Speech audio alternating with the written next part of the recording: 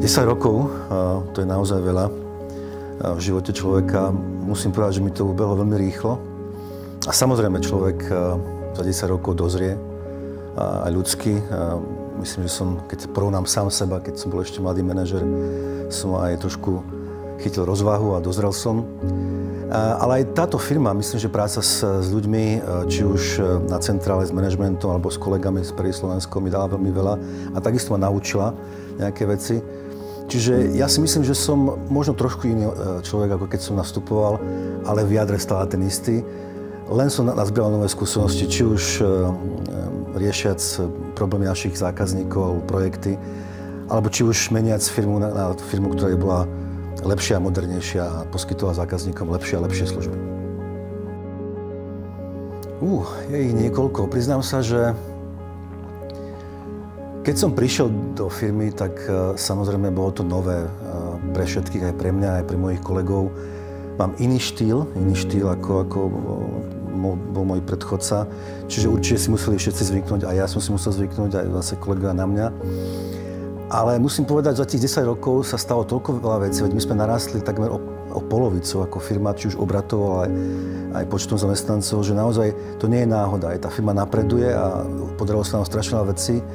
Takisto ma inšpiruje, keď začneme nejaké nové veci a vyzerajú z začiatku trošku tak ťažšie alebo náročnejšie, ale postupne ako ideme ďalej v tom projekte a v tých aktivitách, tak cítim tú energiu, ktorú majú ľudia a to nadšenie pre tie veci a to ma takisto inšpiruje, že verím tomu, že akákoľvek vec alebo činnosť, ktorú v tejto firme chceme urobiť niečo nové, tak aj keď to vyzerá z začiatku trošku ťažšie, tak tým, že naozaj tomu všetci veríme a máme taký ten engagement, tak to ma inšpiruje k tomu robiť ďalšie a ďalšie veci a bolo takých situácií v histórii našej firmy naozaj veľa.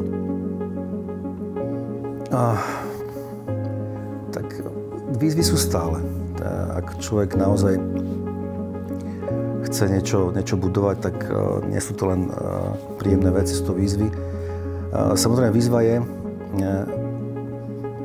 ako si získať to miesto na trhu.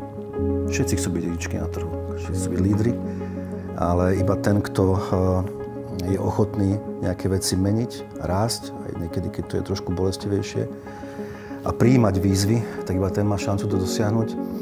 Takže áno, výzvy sú bežná súčasť života firmy. A kto ich nevie prijímať alebo z nej bojovať, tak samozrejme to má ťažšie. Moja najväčšia výzva, nemyslím, že mám nejaký ranking alebo nejakú prírodnú víziev. Výzvy sú samozrejme obchodné, keď máte nejaký biznis alebo zákazníka, kde je riziko, že sa to nezvládne. Sú výzvy, keď budujete firmu a vytvárate nejaké nové pozície alebo začínate nové projekty a nemáte istotu, že to podarí. Takže neviem spomenúť nejakú veľkú výzvu, asi preto, že tých výziev bolo tak strašne veľa. Tak úspechov bolo veľa, takisto ako neúspechov, tak to v živote chodí, či už v osobnom alebo v živote firmy. Je ich veľa. Ak zoberiem len projekty, tak podarilo sa naozaj participovať na mnoho krásnych projektoch. Ja sa už budem opakovať aj pri iných rozhovoroch, ale bola to autobusová stanica Mlynské Nivy, takisto Skypark, keď máme tu model, to bolo tiež naozaj krásna práca.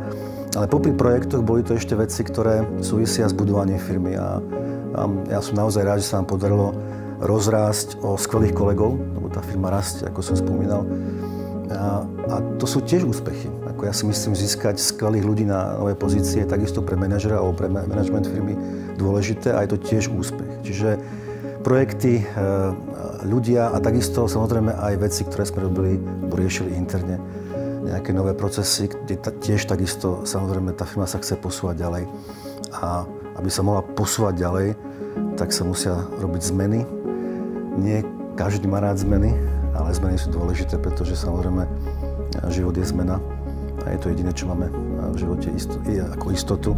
Takže aj to sú veci, ktoré naozaj sa nám podarili.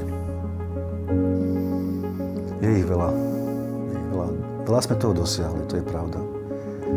Ale ja som presvedčený o tom, že firma sa musí neustále meniť, prispôsobovať, aby udržala nielen to tempo s tým trendom, ale aby ho ešte prevýšila, aby bola práve tá firma, čo udáva tempo.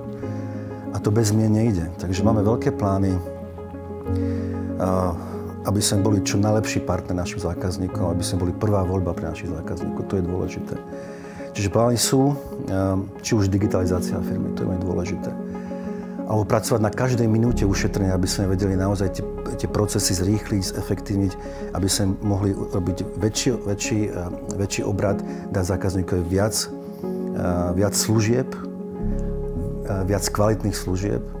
Čiže naozaj ja si myslím, že firma, ktorá sa nie je ochotná meniť, alebo ktorá si myslí, že už dosiahla to maximum, tak sa mýli, lebo v zásade ten dnešný život, hlavne obchodný, je veľmi rýchly.